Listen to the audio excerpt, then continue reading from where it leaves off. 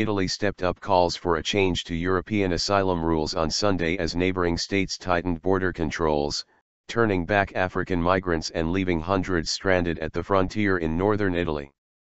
In an interview with Milan's Corriere della Sera daily, Prime Minister Matteo Renzi said that after toppling Libyan leader Muammar Gaddafi in 2011, the international community bore responsibility for chaos in Libya that has opened the way for hundreds of thousands of migrants to cross by boat to southern Italy. He called for a change to the so-called Dublin regulations, which assign most asylum seekers to the EU country they first enter, and said he would discuss the issue with French President François Hollande and British Prime Minister David Cameron when they visit Italy this week. If the European Council chooses solidarity, then good.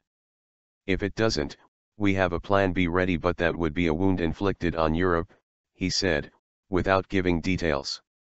Italy has long complained that its European partners are shirking their responsibilities and leaving southern Mediterranean countries to handle the migrant emergency without effective support. In a separate interview on Sunday, Interior Minister Angelino Alfano called for other European countries to take more migrants from Italy and set up centers in Libya to identify genuine asylum seekers and send back those not qualifying. Europe, signing as Europe, has to sign repatriation agreements with all the African countries, he said, and a failure to do so would put Italy on a confrontation course with the rest of the 28-nation EU. Show solidarity. If Europe does not fulfill its own responsibilities and show solidarity, it will find a different Italy facing it. The angry comments, echoed by other Italian politicians and officials, underline the growing tensions on migrant policy within the EU, which is already struggling to hold a joint line on other problems including the crises in Greece and Ukraine. Under the Schengen Treaty, free cross-border movement is normally allowed within most of the European Union, but France and Austria have stepped up controls on migrants from Italy, turning back hundreds and leaving growing numbers camped out in railway stations in Rome and Milan. Many have been prevented from entering France from the northern Italian coastal town of Ventimiglia, but many have also been halted at the Austrian border near the town of Bolzano on the northeastern frontier. The halt to Schengen for a few days is holding them up here, but Italy isn't their destination, Renzi said. The crisis has become one of the most pressing issues facing Renzi's center-left-led government, after the surge in support for the anti-immigration Northern League in last month's regional elections.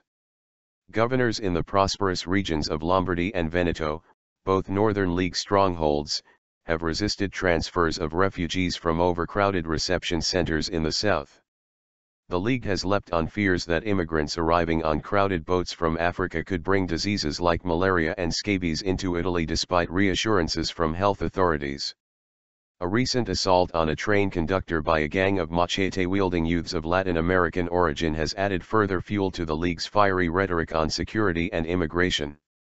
Have a good Saturday.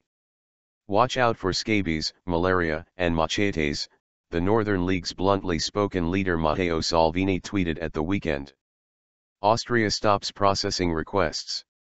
In the meantime, Austria has stopped processing asylum requests in an effort to pressure other European Union member states to do more to help absorb waves of refugees pouring into the continent, the country's interior minister was quoted over the weekend as saying.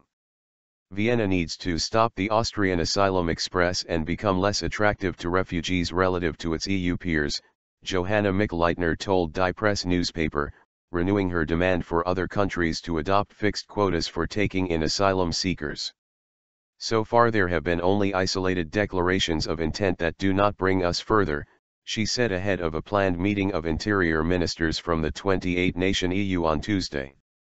Last month the European Commission proposed to ease pressure on Italy and Greece, which are struggling to deal with thousands of immigrants crossing the Mediterranean in flimsy boats from Libya, through an emergency scheme to redistribute 40,000 Syrian and Eritrean asylum seekers throughout the EU. But France and Germany, two of the EU's largest states which under the plan would together take nearly 40% of the migrants, have raised concerns about the Commission proposals. Britain, which has an exemption in EU matters on immigration, has said it will not participate in the scheme. Asylum requests for Austria rose nearly 160% in the first 4 months of the year to 14,225, government data show.